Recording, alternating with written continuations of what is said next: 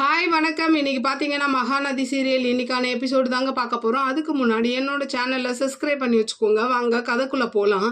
இப்போ பார்த்தீங்கன்னா விஜய் வந்து அவங்க ஃபேமிலியோட அப்படியே பேசிக்கிட்டு இருக்காரு. அப்போ அவங்க சித்தி கேட்குறாங்க, என்னப்பா போய் குழந்தைய ஸ்கூல்லேருந்து கூப்பிட்டு வரலையான்னு கேட்கும்போது, இல்லை அவங்க மிஸ் வீட்டுக்கு போயிருக்கா, காவேரி வீட்டுக்கு போயிருக்கா அப்படின்ற மாதிரி சொல்கிறாங்க. அப்போ அவங்க சித்தப்பா சொல்கிறாரு, பார்த்துப்பா இப்பயே வந்து இவ்வளோ ஒட்டிக்கிட்டாங்க, இன்னும் அம்மா பொண்ணுன்னு தெரிஞ்சால் உன்னையும் அந்த பக்கம் இழுத்துட்டு குழந்தைய எங்ககிட்ட காமிக்காம போயிட போறாங்க, குழந்தைக்கு எங்களுக்கும் உரிமை இருக்குன்ற மாதிரி அவங்க சித்தப்பா ஒரு மாதிரி குத்தி காட்டுவாரு. சரின்னு சொல்லிட்டு இவர் என்ன பண்றாரு, நான் நைட்டு லேட்டாக தான் வருவேன் அப்படின்ற மாதிரி சொல்லிட்டு விஜய் வந்து காவேரி வீட்டுக்கு போறாரு. அங்க பாத்தீங்கன்னா குழந்தை இல்லை. காவேரி வந்து ஒரு மாதிரி மூட் அப்செட்டாகவே இருக்காங்க, பாப்பாவை அவங்க விட்டு வந்ததுலேருந்து.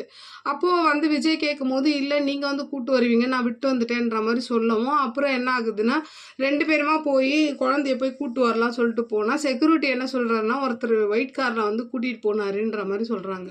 அப்புறம் உடனே என்ன ஆகுது, திரும்ப அந்த காரை தேடி ரெண்டு பேரும் போயிட்டு இருக்காங்க. அப்போ வந்து காவேரி வந்து விஜய் கிட்ட இந்த மாதிரி பேசுறாங்க, என்னைக்கா இருந்தாலும் நான் கூப்பிட்டு தான் போயிருப்பேன், ஆனால் இன்னைக்கு வந்து எச்எம் ரொம்ப என்கிட்ட வந்து காவேரி கிட்ட நீங்கள் ரொம்ப அட்வான்டேஜ் எடுத்துக்கிறீங்க, எல்லா பசங்களையும் பார்க்குற மாதிரி பாருங்கன்னு சொன்னதுனால தான் நான் வந்து இப்படி பண்ணிட்டேன்.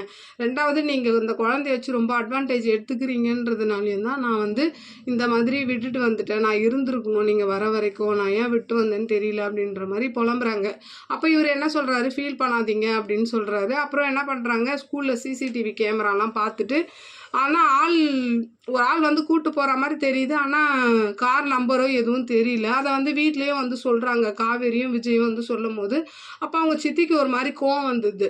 காவேரி ஃபோன் பேச போகிற அந்த கேப்பில் வந்து என்ன சொல்கிறாங்கன்னா, பாரு இவளால் எவ்வளோ பிரச்சனை வந்துச்சு பாரு, இந்த 5 வருஷம் இவ உன் லைஃப்பில் வரல, பிரச்சனை இல்லாமல் இருந்த, இப்போ மறுபடியும் இவ வந்தால் பிரச்சனை பாரு அப்படின்னு சொன்னோன்னா, அப்போ இவர் சொல்கிறாரு, முதலையாவது பசுபதி இல்லை ராகவனால் பிரச்சனை வந்துச்சு, இப்போ பசுபதி எங்கே இருக்கானே தெரியாது, ராகவும் ஜெயிலில் இருக்கான், அதுக்கப்புறம் என்ன பிரச்சனை வரப்போகுதுன்ற மாதிரி சொன்னோன்னே, அப்போது இவர் வந்து சொல்கிறாரு.